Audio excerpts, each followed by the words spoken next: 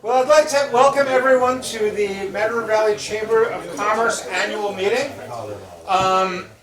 First of all, I'd like to thank the folks, Tom from the Sugarbush Airport, the Sugarbush Warren Airport and Sugarbush Soaring for hosting us here. And I think it's really important to try to do these things in different places. And I thought this was a good opportunity to kind of highlight one of the places that really differentiates our community. And so really appreciate you hosting us.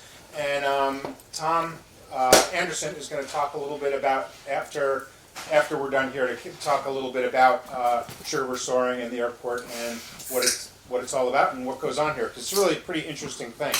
I'd also like to thank our good friends, our neighbors of the Chamber of Commerce down on Bridge Street from the Sweet Spot that provided the pie, which again, I think I overdid it, and if I have not mentioned this, you need to eat more pie, because my wife and I do not need this in our home, right?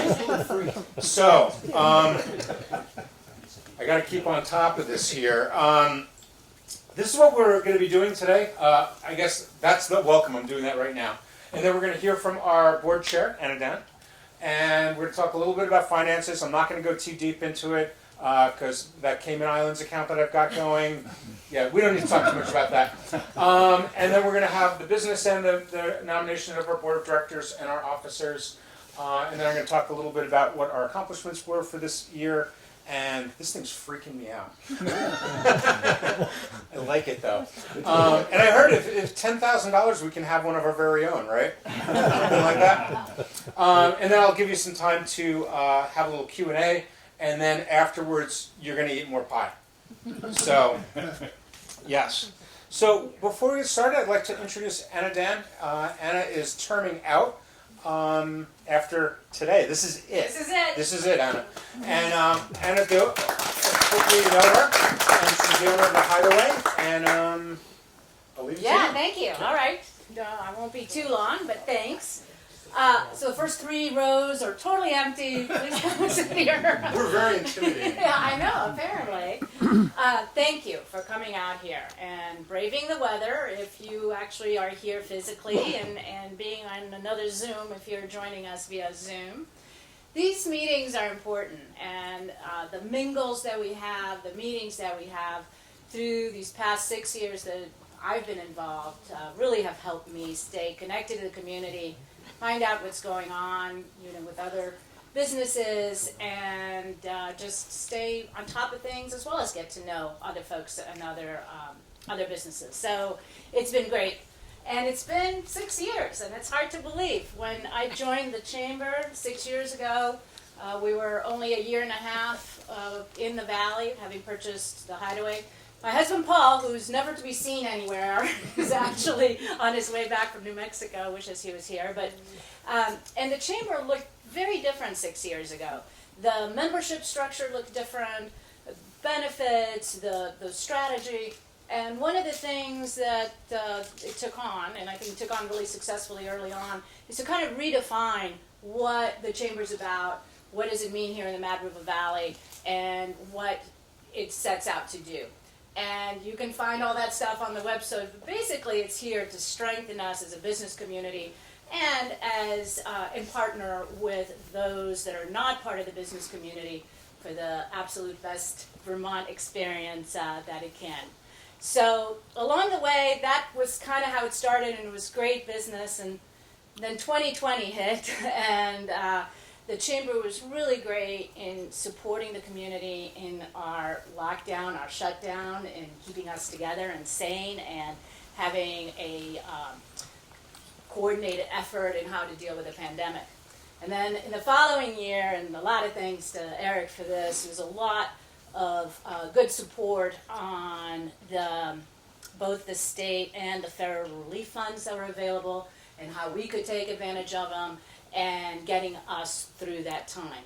And then, yay, time to reopen again and focus on growth. So I've been through all that, and it's been a great ride. And there's been some really great accomplishments, some that Eric's going to talk about just this year, as we get started to reopen, renew, and welcome more visitors to the valley. And if you are in hospitality, which many of you like myself are, you've probably seen that this last year it's been busy and the numbers have been growing. And I do stop and ask myself, are there a lot more visits, or is it that there are fewer establishments to respond to those guests? And I think, in my assessment, that we have both. And this is something that I think, as a community, we have to think about and figure out. Because to thrive and to grow, we have to have adequate labor. And in the conversations I've had with many people who have either decided to exit the business or to limit their business or to not take on more growth, the primary and sometimes the sole issue has been labor. And as we at the Hideaway, we employ probably about 25 people, have found out, when we put out an ad looking for labor, we get crickets. When we put out an ad looking for labor offering housing, we have applicants. The Hideaway houses 6 of its employees in properties that we own, or properties that we've leased out, or properties that we've converted from in-rooms. This, to me, is the major issue, and I'm just going to soapbox for a minute, that we have to work out. Because we cannot support our labor with adequate housing, we will not be able to grow our businesses. So, as I term out here, I will be looking to try to affect some change through small ways that we can in our community. And I would challenge all of you to think about this issue and think about the future here and how do we create a sustainable living area, not just for those with very high incomes. So, that said, finally, it's been a privilege and a pleasure to serve on the board. We have a strong board that is going to continue, and I know new faces are joining.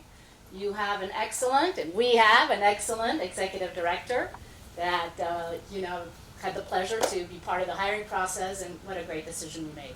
So you'll see me still at these mingles, and it's definitely the mingles. Yeah, but also in the meetings at the bar. Come see me at the Hideaway. Continue to good luck to the chamber, as I'll continue to be part of it. And it's a great community. I'll let Eric tell you about the great things that we've been doing. I appreciate your support. Thanks, Senator. Yeah.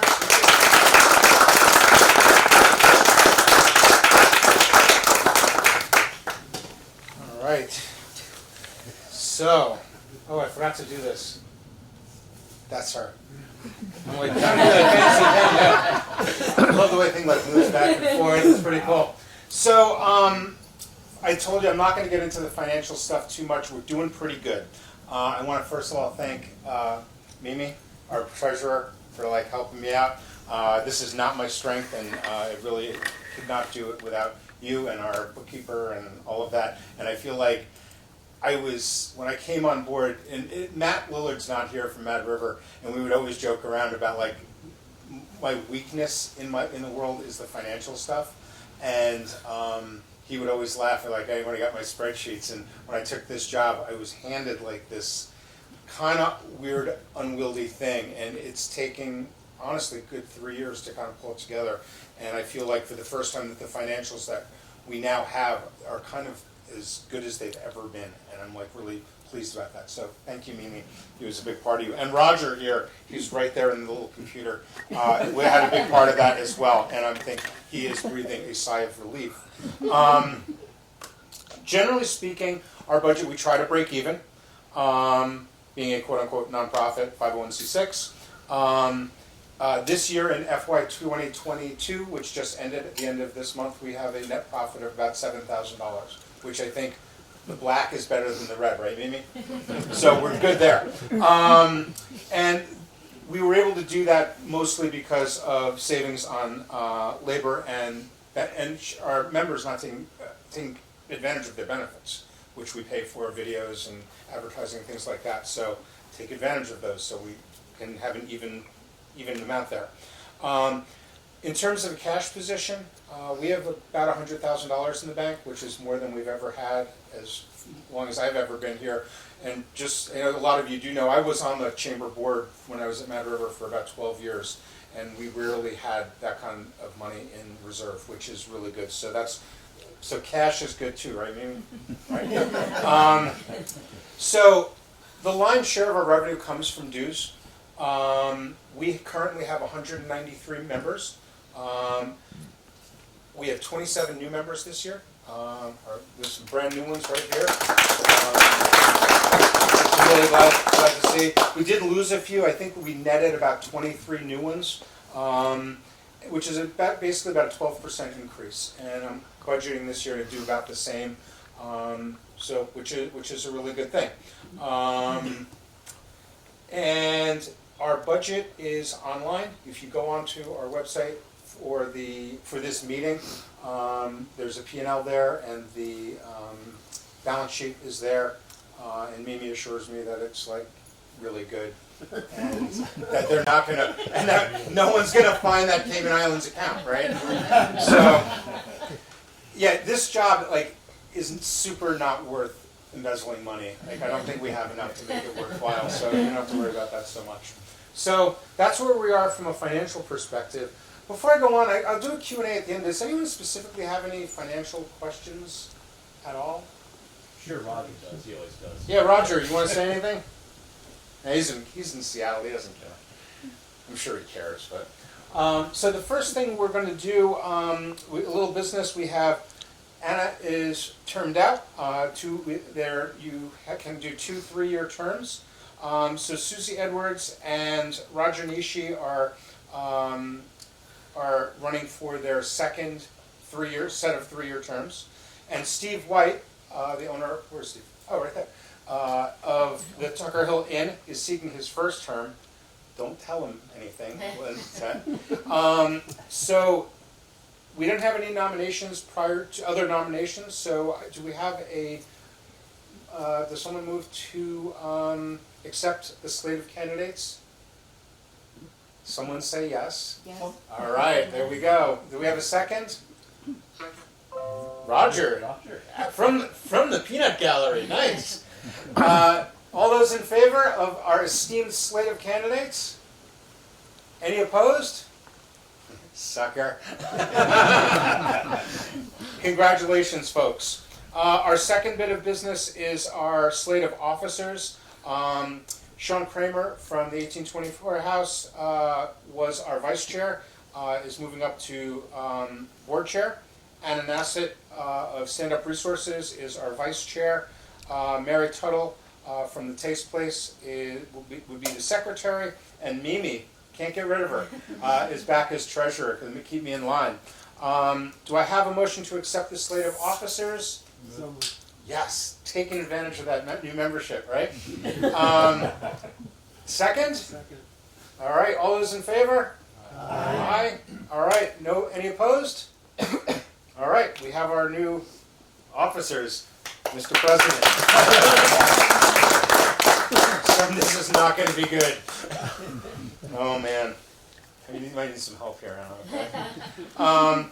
I'd also like to thank Roger for his years of service on the board and as on the executive committee. He was treasurer for a long time. He was also the secretary for the last 2 years, right, Roger? I'm looking here because he's there. And I just want you to know that you owe Mary Tuttle really big. And the next 5 times you see her in a bar, you buy her a drink. All right? Awesome. What's that? Probably 10. Yes, 10 drinks for Mary. All right. So before we get on to the next, kind of telling you about what's going on with the chamber, we do an award every year, and it's called the Be Better Award. And the genesis of this was kind of at the beginning of the pandemic. Win Smith, who I think everyone knows, is the former owner of Sugarbush. I was talking to him a lot during that period, and he would always say the same thing to me when we were talking. He's like, "What can I do to help?" And he always came through. And whenever we need something, the guy just always came through for us. And he really meant it. And it was really impressive. And I really got to understand that he took that Be Better tagline was not just a tagline to him. I think it really meant something to him. I know it really meant something to him. So he really took, like I said, he really took that literally and seriously. And I wanted to honor him in some way. My wife and I were talking a while back. We were going for, this is at the time, and I told her, I said, I'd really like to express our gratitude to Wayne for everything he's done for our community, and she suggested, how about doing a award in his name, which became the Be Better Award, in which we give each year to someone, business person in our community that kind of goes above and beyond to make our community a better place. Peter McLaren was the first winner in the first year for all of his service to the chamber and all the other things that he's done over the years. And then last year, Joshua Schwartz was awarded. He's the executive director of the Mad River Valley Planning District, and is one of the true unsung people in this community. If people had any clue what that gentleman does in this town, they'd be shocked. Really, truly one of the good guys, and very, very self-effacing person. He wanted to be here tonight, but he is definitely feeling a little under the weather, so he sends his regrets. But this year, the award goes to someone who has really worked hard to make the Mad River Valley a better and safer place. Initially, this person joined our board mostly for social reasons. They worked at home and worked as a consulting business, and wanted to just get out and meet people and be social and kind of get to know people in the community. And then she expressed an interest in joining the chamber board because she had worked at a chamber in another place and felt like she wanted to get involved and to represent. And she recognized that there were a lot of people working from home, before it was cool, and she wanted to represent those people, and she kind of referred to them as the pajama people, and we always kind of joked around in the board meetings, like, yeah, this is, she's going to be representing the pajama people. And she came onto the board and quickly really went to work in some very serious ways. She, again, I said, she worked remotely. She stepped up to, and she helped create the Stand Up for Safety program, which we're going to be talking about today. And she was very instrumental in getting the Mad River Valley Women in Business Initiative going, and for all of her hard work and to make the Mad River Valley a better and safer place, I'd like to present the award to Anna Nassett.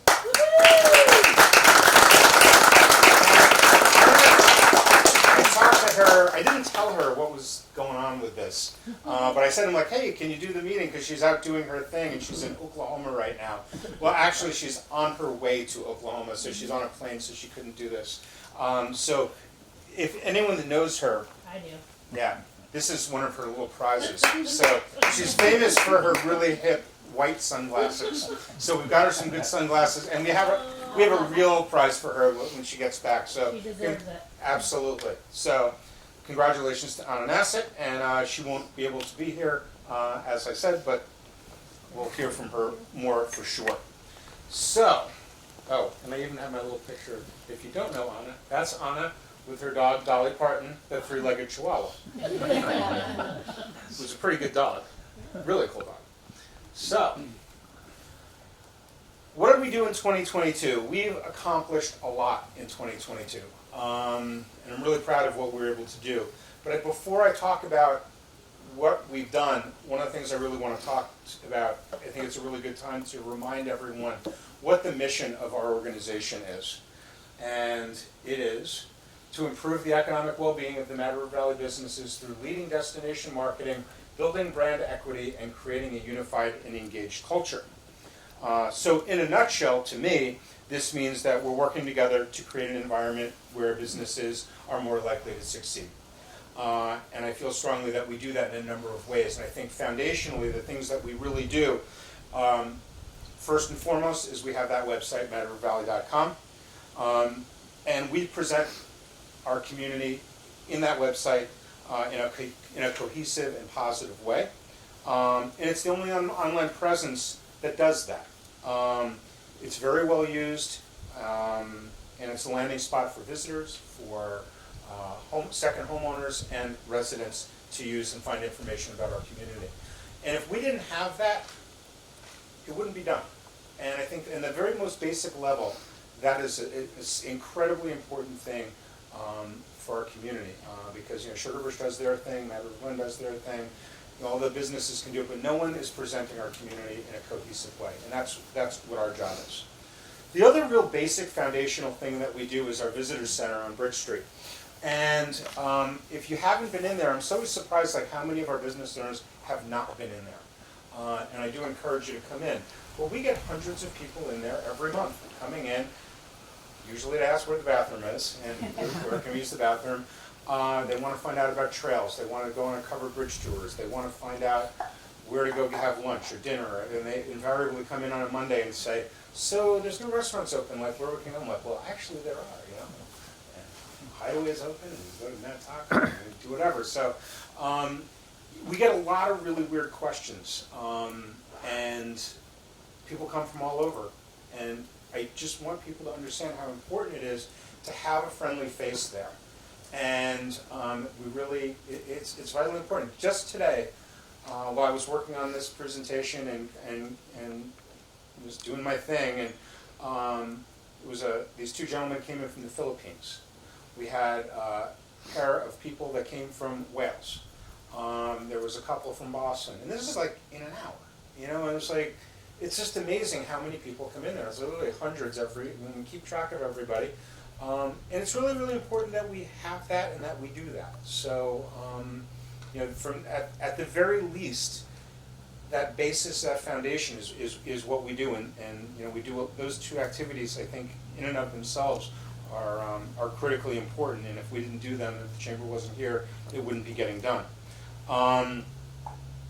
Speaking of the visitor center, is Basia still here? I'm right here. Oh yeah, right there.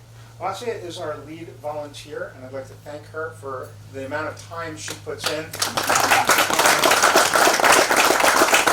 volunteers every weekend, Saturdays and Sundays, and then other times, whenever I call, I'm like, hey, can you come? She's like, there. So I really am super appreciative of her.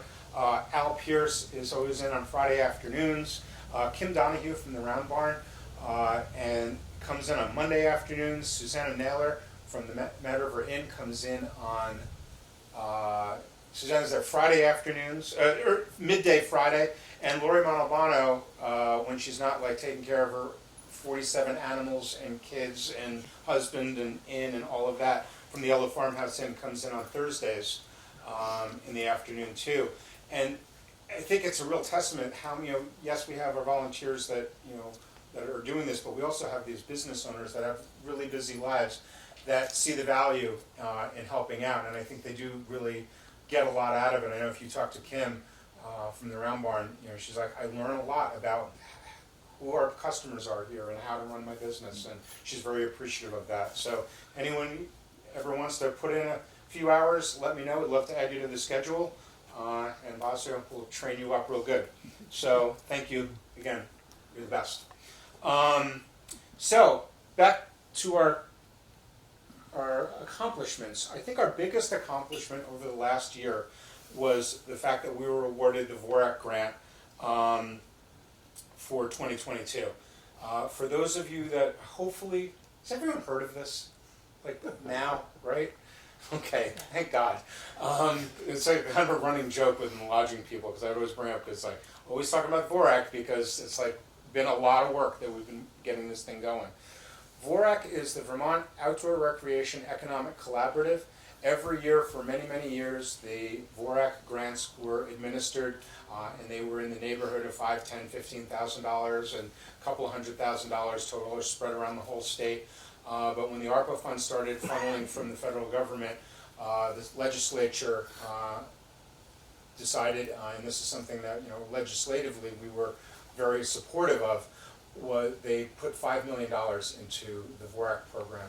And when that happened, I'm like, this is a real opportunity for us, and what could we do? And I kind of started thinking about it, and I had a conversation with Joshua. I'm like, we need a rec hub. This would be a really good thing to do, and we could have a new visitor center and welcome center and all of that. And that conversation kind of got things going, and we pulled various collaborating organizations together, the Mad River Path, Friends of the Mad River, the Planning District, the Rec District, Trout Unlimited, who am I forgetting?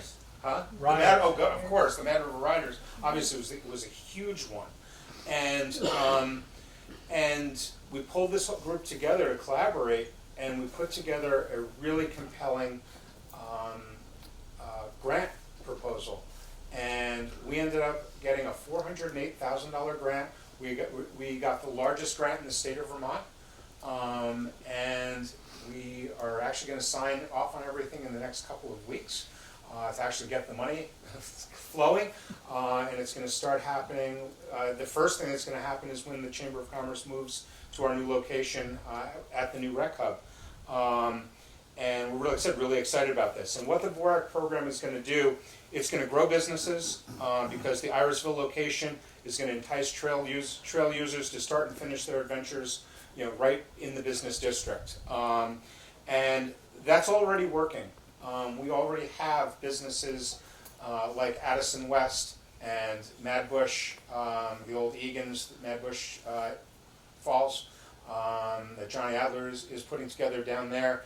Mad River Outfitters is opening up. The Sage Building there's going to be some exciting things going on there. People are making investments in this neighborhood because of this, and they see that the importance of that. So that's really cool. So that, again, that growing businesses and helping our economy is actually happening. It's going to increase participation among people using our outdoor recreational access.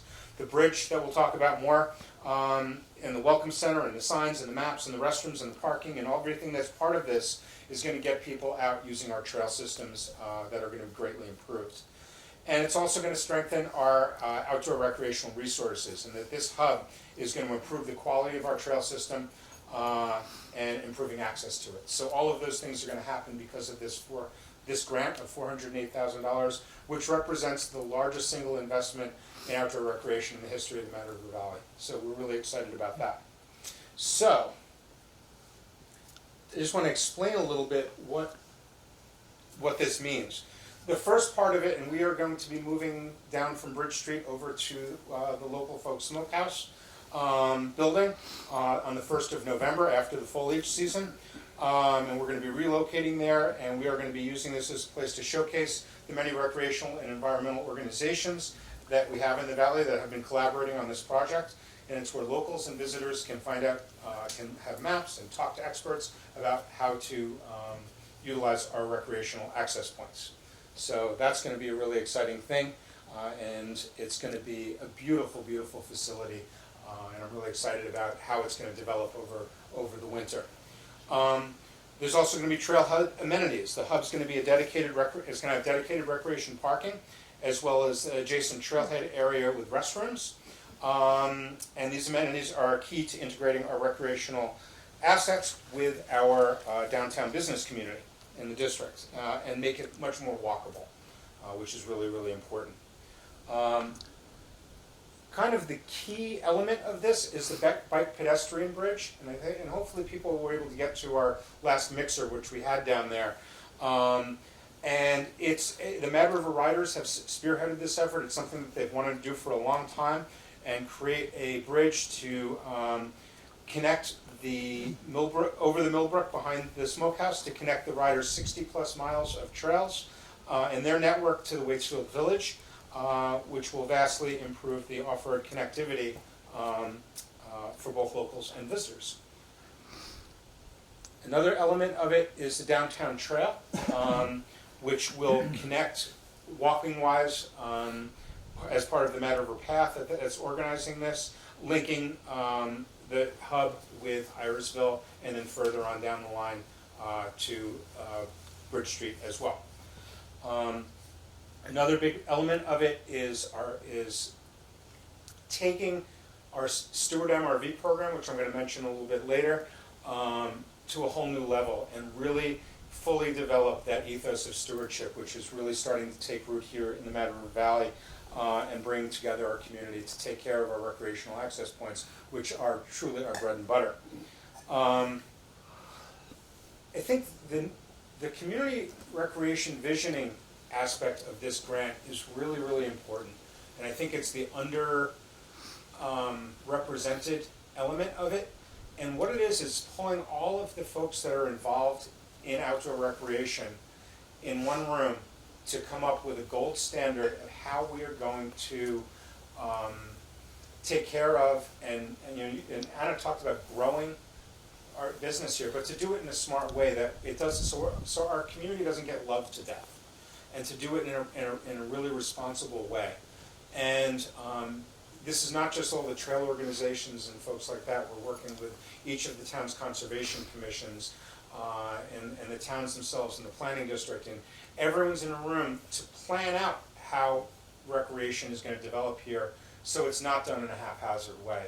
And this is something that is not being done in a lot of places around the country. And this is something, again, it's a gold standard sort of thing that we are going to be at the cutting edge of what's going on in the world out there. So, in a nutshell, that's what the VORAC grant is going to do. And the spend is going to start real soon.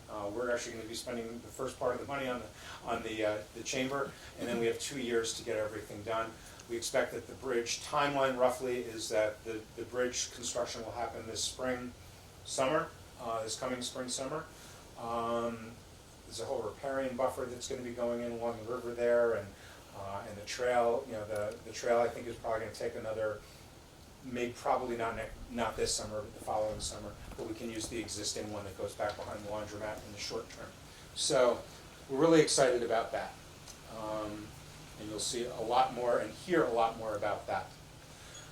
One of the other exciting accomplishments that the Chamber's had over the last couple of years, and especially this year, is the Stewart MRV program.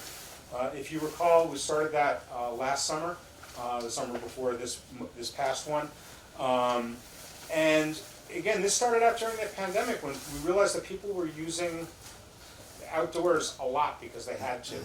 And my wife had recently moved here, and we were kind of going around up, I think it was at Blueberry Lake, right? And we're like, the place looked like crap. It really did. It was garbage everywhere. It was just not good. And I was like, this is not, and my wife said, it was like, you people need to take better care of this community. It's like, we're like, yeah, and it got me really thinking about how to do that. And we created the Stewart MRV program. And again, same collaboration with a lot of the same groups that were working with VORAC and the Trails Collaborative before that, and started working together to start taking care of our recreational access points and clean them up. And one of the highlights that you've seen that were built last year, which were the shelters that went over the portalettes and the trash cans at Bridge Street and LaRue, and we had more consistent trash pickup, and we had more consistent maintenance of the portalettes. Instead of once a week, they were getting done 2 or 3 times a week, and that was really successful. This year, we've taken it to a whole new level, and the reason we were able to take it to a whole new level is because of the person that we hired to be our program coordinator. The first year we had an intern that did a really nice job, college student. This year I was getting nervous. I'm like, oh my God, we're not getting a lot of people in. They needed a place to live, right? And I did not know that housing was a problem. Thanks for pointing that out. And I get this phone call one day, and this guy's like, "Yeah, I'm interested in this. Would you be interested? Would you consider hiring someone like not an intern?" And I go, "No." And Tom Spencer, I always refer to him as like the unicorn that wandered onto my lawn. And I'd like to introduce Tom Spencer, who's our program coordinator for Stewart MRV. Tom utterly killed it this year.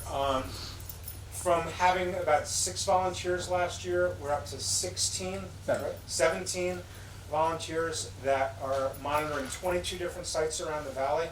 And it's awesome. And the place looks better, and they've kind of gotten to the point where it used to be like, oh my God, how much garbage are we picking up? Now they're saying, like, wow, it's amazing how little garbage we're picking up. And that they're measuring their success in that way now. And we've always been under the impression that, or under the, the impression, I guess, that If a place is nice, they're gonna keep it nice, and if a place is trash, they're gonna just add to the trash. People are arriving at our community, our recreational access points, and they're in nice shape, so they treat them nicely. And thank you for everything you've done, Tom. And we're gonna work really hard to make sure we don't lose him, so be nice to him, okay? Anything, Tom, you wanna say anything? No, I will just thank you.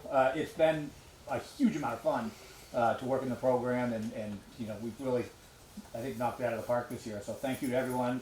Thanks to this guy who had my back the whole time and pushed through. But I have had so much fun doing this, and I just appreciate the opportunity. It's been awesome. Yeah, it was, like I said, it's just been an incredible thing. Another big accomplishment this year was the Stand Up for Safety program. This is, of all of the things that we've done, I think this is one of the ones that I'm personally most proud of.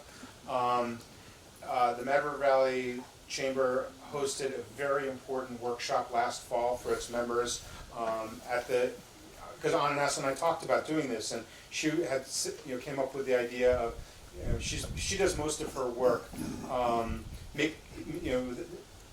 making folks aware of sexual assault, human trafficking, domestic violence, and stalking. That is really her big thing. And she started talking, as a chamber member, like, I've always, she did most of her work doing police and military training stuff, and being a speaker and doing those sorts of things. And she said, I'd really like to break into the hospitality world, and I was thinking about maybe doing something with that. And I said, well, we do a workshop for the hospitality industry, and she can kind of use that as a way to kind of get things going. So we were her guinea pigs, and we had a workshop up at Sugarbush last fall. Sugarbush and Mad River Glen and Lawson's sponsored it, which was great. It was one of the most well-attended programs that we've ever had in the history of the chamber, and it was eye-opening for me. And realizing that these kinds of things happen around here, and more than I ever realized. And the way people were so into it, it was great. But even more important is what came of it afterwards. A lot of the ideas that people said is that we need to promote this as a community and to make our community safer, and what can we do to do that? And we created this Stand Up for Safety program. We created a page on our website giving resources for people that, depending on whether it be sexual assault or human trafficking or stalking or domestic violence, whatever, that the information was there. We created these posters that went up. Most of them, they were designed to go in bathrooms where people, when they were alone, could see them. We had little booklets, like kind of Post-it notes that went into the dresser, bedside tables in inns and lodges, and we used those, and people were excited. It was really exciting the way people really took to it. We didn't realize this at the time, but we are the first community in the nation to have a community-wide program like this. And I'm so proud of Anna. I'm so proud of that our community embraced this. I have to tell you, I'll talk more about our collaboration with Stowe and Waterbury, which is another great collaboration that we've been working on. And two organizations that are run by women. And I went to them and I said, hey, we're doing this. We can invite you guys to come and take part in this. Maybe you guys want to be involved in it. And they were like, the initial attitude was like, we don't really want to talk about that. That's bad for business. And I'm like, well, I don't know. It seems like it's kind of good for business because it shows our community in a really positive light.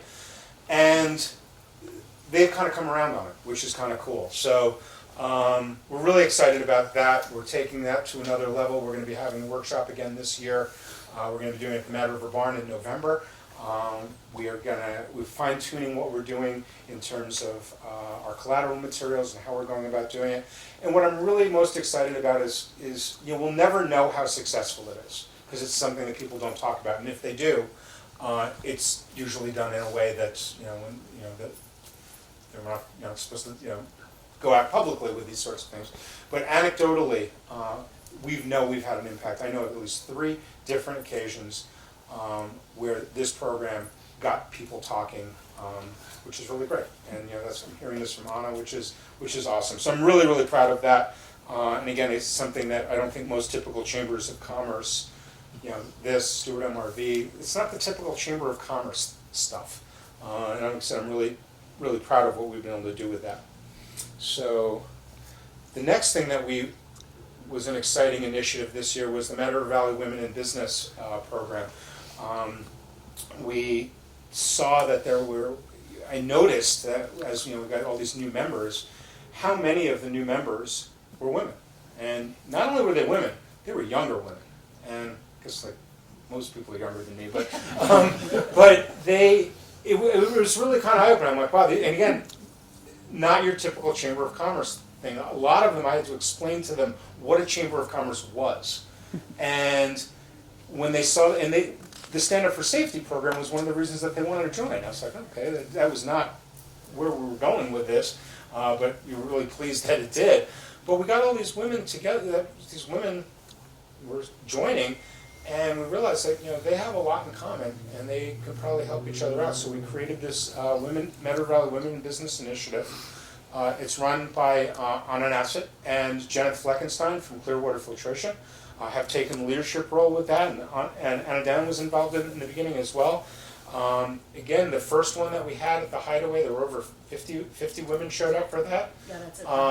That's right. Yeah, that was in the tent there. And then we just had a second one where they're having quarterly meetings. The most recent one was at Lawson's just a couple of weeks ago. And again, great turnout. They're having speakers there, and it's really, really worked out very, very nicely. So that's something that I'm really proud of, and I think the organization should be really proud of. I mentioned earlier the Best of Route 100 Collaborative, and our association with Revitalizing Waterbury, aka Revitalizing Waterbury is the name of the actual organization, but they brand themselves as Discover Waterbury, and the Stowe Area Association. Over the last couple of years, we have received collectively over $90,000 in grants to promote our region collectively. And what we've realized is that what we have in common is outdoor recreation. People come to Waterbury, Mad River Valley, and to Stowe for skiing, mountain biking, hiking, all those kinds of things.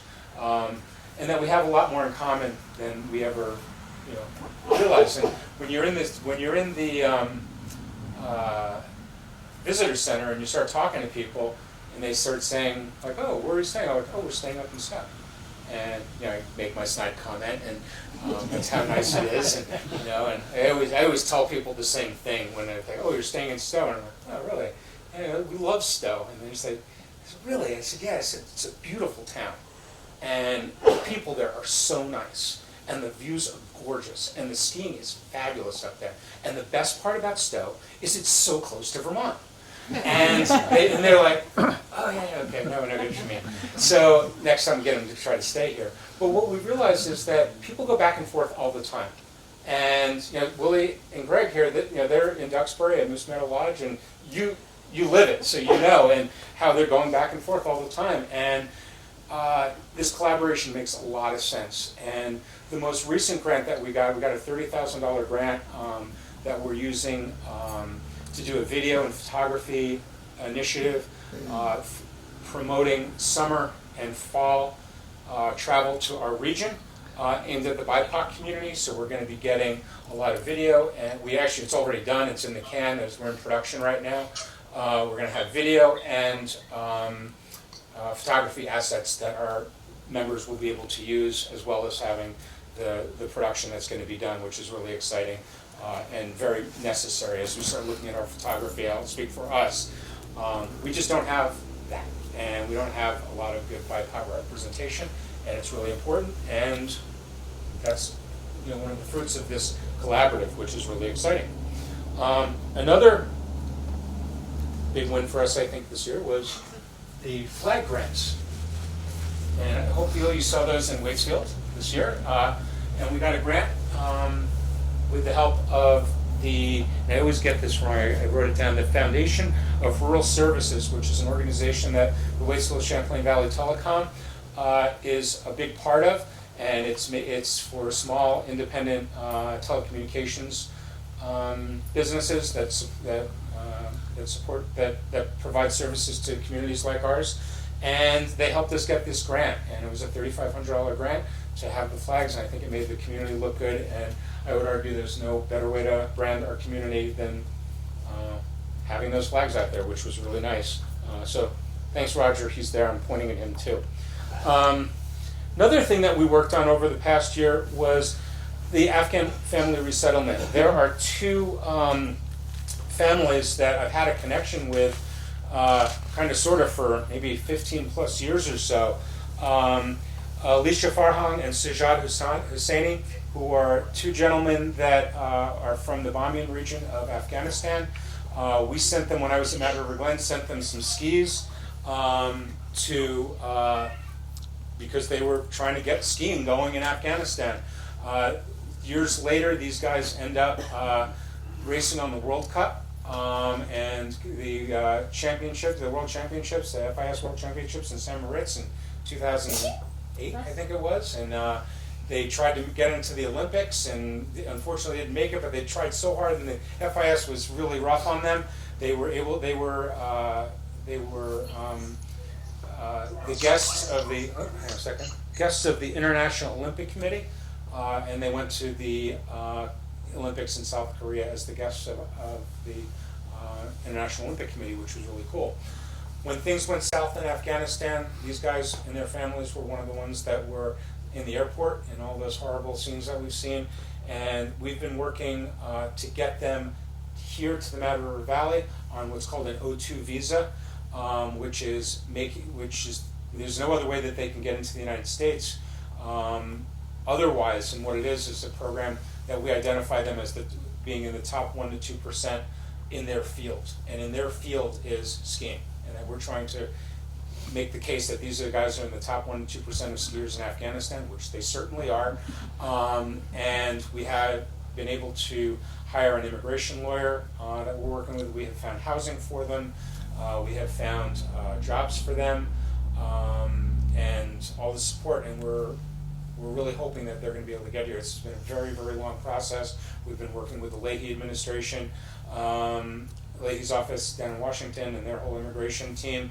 and I'm hoping that before the winter that these guys are going to be coming here with their families. They each have 2 kids and their wives, and if we can pull that off, that's going to be a really exciting thing and something I'm really proud of.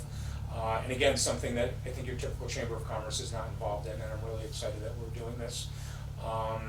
And add to our community, which would be a really super thing. On the other side, this is such a good story. There's actually a film company that wants to do a film about these guys. Big Hollywood, film production company, and we've been working with them. And it's not our reason for doing it, but we'll take a little good PR as well. So that's a good thing, huh? Who's gonna play you? I don't know. Super handsome, right? We'll see. No, it's gonna be. It will be a documentary. Oh, so you'll play it. Yep. Yeah. Yes. So that'll be something, and hopefully you'll hear more about that. I said currently both of them are living in Germany with their families, and they're in good shape. Like they're okay there, and they can stay there. But they very much would like to move here and start coaching in Mad River Glen is what they're hoping to be doing. The other things that we were doing, it was, as Anna said, it's the last couple of years have been pretty rough for a lot of our business owners and for the chamber, and I've really had to do a lot of different things beyond what I was hired for, which was in theory marketing, and it's good to be back doing that again.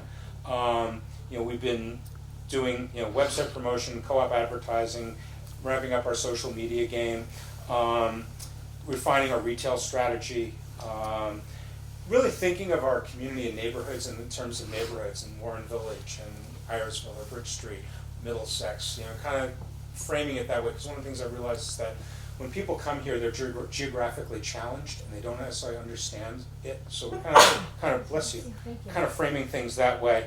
And we're also trying to promote our community as a valley of makers. There's so many artists and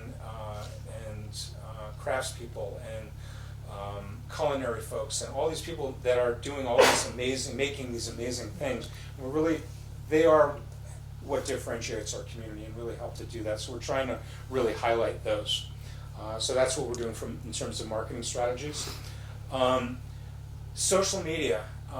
When I got hired at the chamber, I always thought I did a pretty good job with social media, and I did it at Mad River, and I always thought it was pretty good. And then some lady walked into my office, and Nikki Neal said, I think you could probably do a little bit better. And I realized, I'm like, it's hard to do well. And she convinced me to hire her, and we've been doing it for 3 or 4 months now, right? Yeah, and she's so. Hopefully, if you saw us on Instagram, our feed is looking a lot better. Hopefully, you've noticed that. She's done a tremendous job. Thank you, Nikki. Yeah.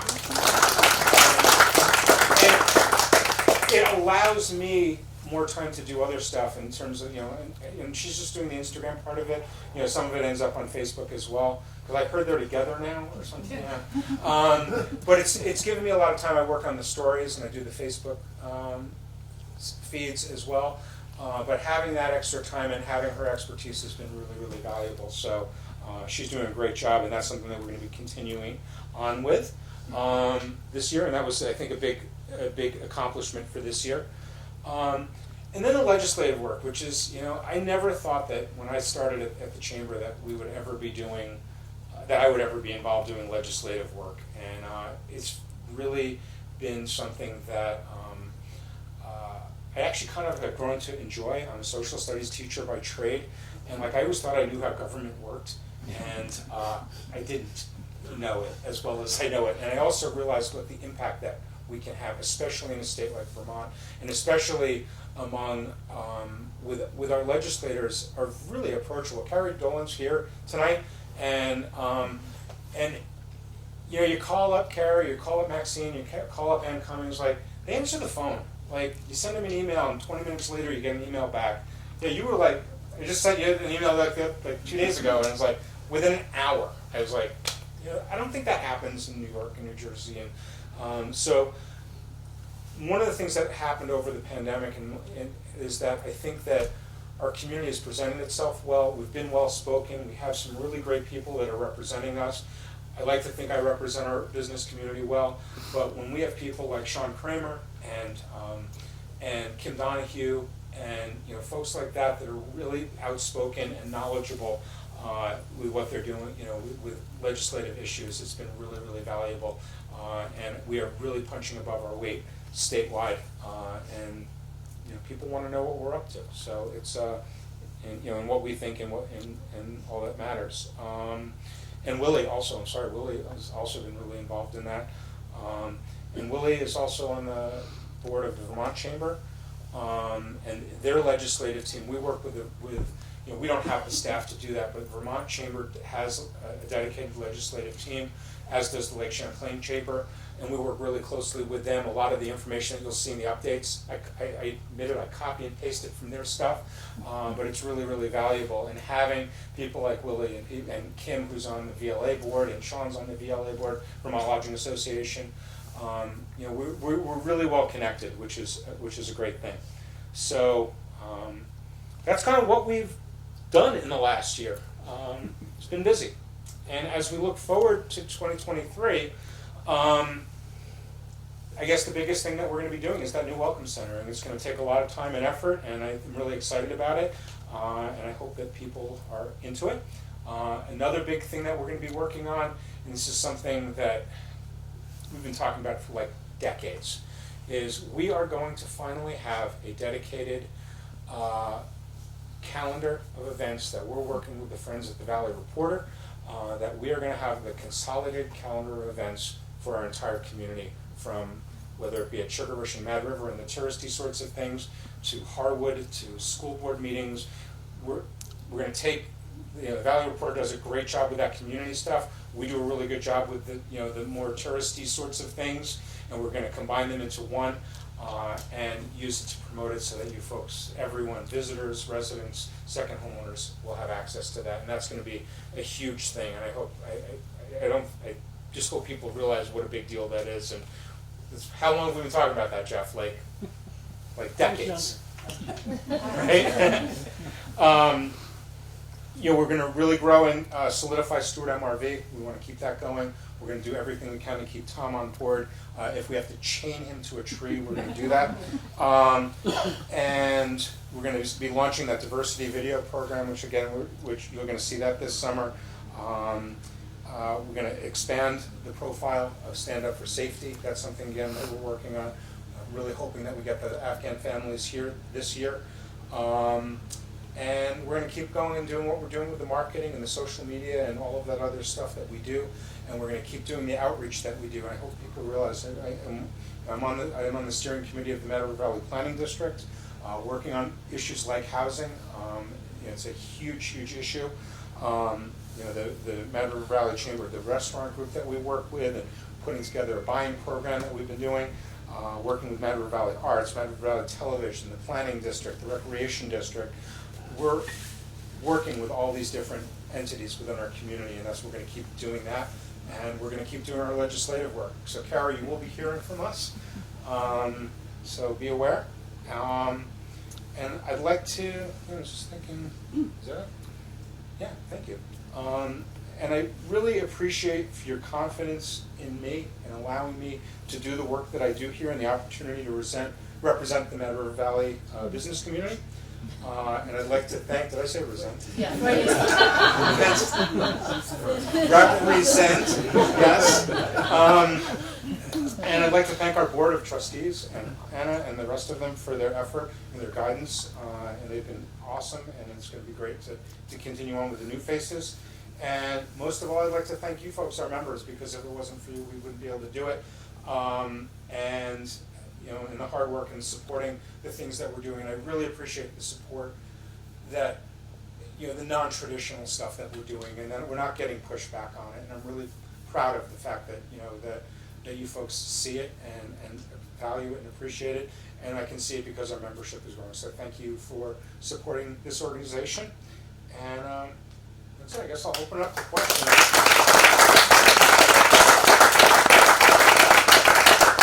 Anyone has any questions at all?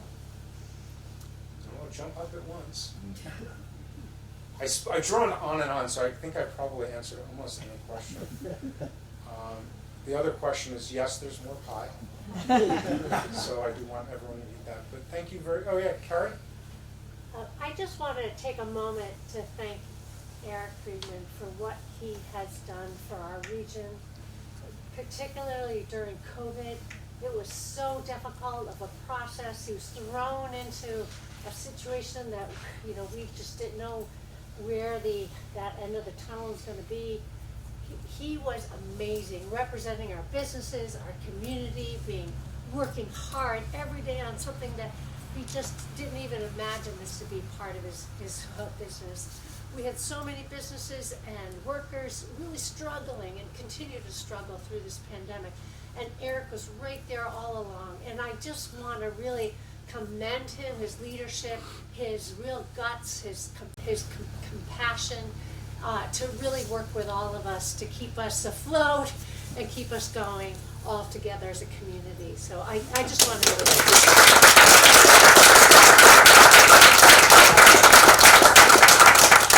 Does anyone else want to say anything nice about me?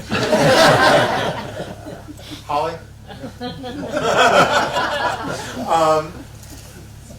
Is Tom Anderson? Where is he? Right here. Oh, Tom Anderson, why don't you come on up? Tom is what's your title, Tom?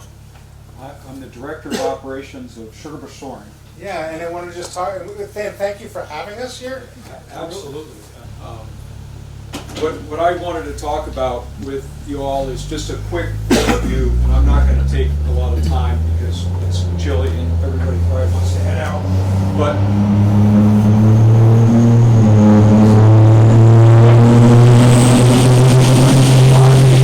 I talked to people. We had the chamber mixer here. I think that was in 2019.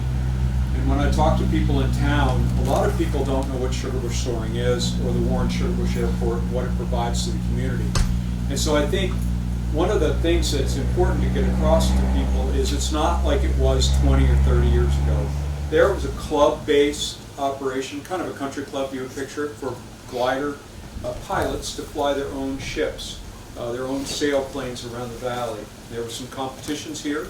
It's always been an economic driver for the valley. We are actually part of the Warren town plan and part of the system plan for the airports in Vermont. And the study shows that there's an positive economic impact to the community. But over the years, the sport of soaring has changed, and the demographics, basically a bubble kind of burst, and a bunch of the older folks timed out, aged out of aviation and soaring. And so what's happened, Sugarbush Soaring has reinvented itself. Tom, a lot of you know Tom Emery from the Rotary, and he's been our treasurer and part of the board, and Carl Johnson, who's the gentleman that's his COVID project that you're looking up there that invented that. We reinvented ourselves, and over the last 7 to 10 years, we've become a premier training facility. About 70% of our flying here is training, and then we do the scenic flights for your customers and the visitors to the valley.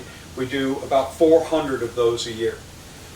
But our 70% of training flights has been emphasized on our youth programs. And what we do is we bring line crew kids as one of our programs. One of our youth programs is supported by FIFI, the Flight Experience for Youth. It's a 501c3. And think about it like Outward Bound with gliders. So it provides these young people these amazingly real experiences here on the airport. They get to learn how to fly. Every day they work, they get a free flight lesson.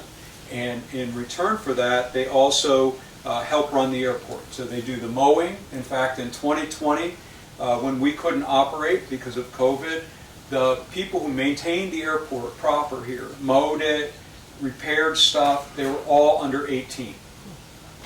We set it up. These young people did it all themselves. But these line crew, they work every day in the summer, and they work on weekends when they're back in school. But these kids they start from about 13, and some of you have seen the Valley Reporter's article recently.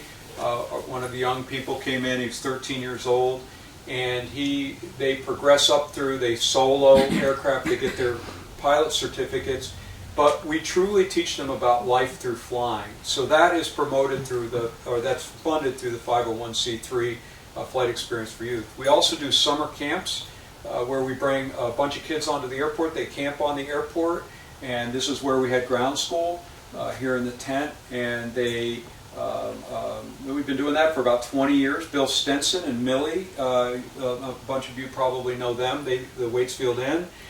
They started maybe 25 years ago, and it's shaped over time to a great experience for youth. And they come, and every day that they're here for the 6 days, they have 2 flight instruction flights. And these kids come back year after year. The cool thing about that is we do scholarships for this. We about $11,000 of scholarships last year for the camps. But we also have an amazing diversity of kids that come, not just wealthy kids, but kids come from all over the country to train here. And again, it goes to their growth. A lot of these kids that go on to college, they may not be a professional pilot. Some of them are. Some of them go into the military. But it gives them an opportunity and a place to learn resilience and to learn about themselves and to learn about working with other people. The summer camps, one of the really cool things about it too is the alumni, they keep coming back. The line crew and the kids in the line crew program and the kids that come for the summer camps, which they're eating out front there, and took them up to Blueberry Lake and take them kayaking and swimming, but they're coming back because they're attached to the Mad River Valley in a different way than most people. They love it here. They love this area. We're very fortunate to be able to do these camps every year. One of the things about being a premier educational facility is we're teaching STEM as well. So we're working with Harwood, Montpelier High School, and U32, and CrossFit Brook actually right now with a student. And these kids actually earn school credit for participating in our program. The teachers at those schools and the community outreach programs, and there's different names for each one of these, But what they do is they actually tie in the activities they do here with specific curriculum and credit that they get for participating in this program. So it's a really it's a different picture than what a lot of people have of what the Warren-Sugarbush Airport used to be and what it did, and what our youth programs do. But we're also bringing in adults who come here to train from all over the country because we're one of the premier training facilities. These people rent condos or buy second homes and are also attached to the community in a different way. They use the local businesses. The other piece that the Warren-Sugarbush Airport does, it's not our primary purpose, but we have multiple aircraft flying in here with people who are using the valley. We have PC-12 aircraft, which is a pressurized 9-passenger aircraft, which is built single-engine turboprop. They land here quite a bit, and they can. The other day, a guy flew in from Martha's Vineyard, and he stayed up and he went to some golf event up at Sugarbush, and then he flew out a few days later. He flew from Martha's Vineyard to here, and then back and forth. The people that tend to do that are big spenders. They're people who are spent, well, because I've run other airports and in resort communities, and those people tend to have a spend rate that's much higher than maybe my family, who brought their bag of their own carrots. So the airport provides an opportunity for people to access the valley, not through the winter, because it turns into Ole's, the cross-country ski area, in the winter. And I know that Eric's been trying to get Josh, the owner of Ole's, to join the.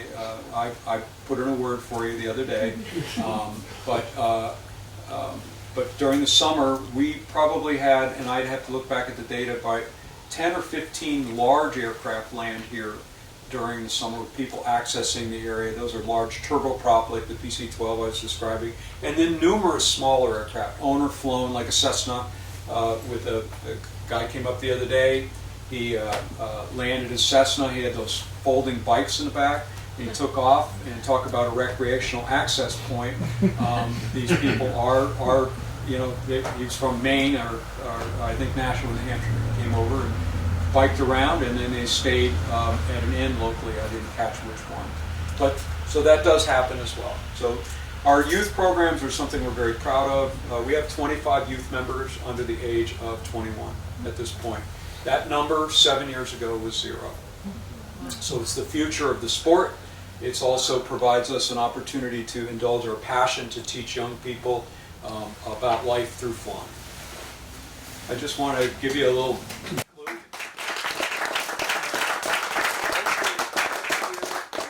We've applied to Act 250, and this tent, which was a gift of a member, we want to have a pavilion here.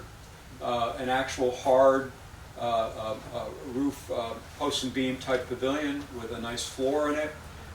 We have found out from Act 250 that is possible through an administrative change. It's not going to be a huge impact on us because we are covered under Act 250, 127 acres.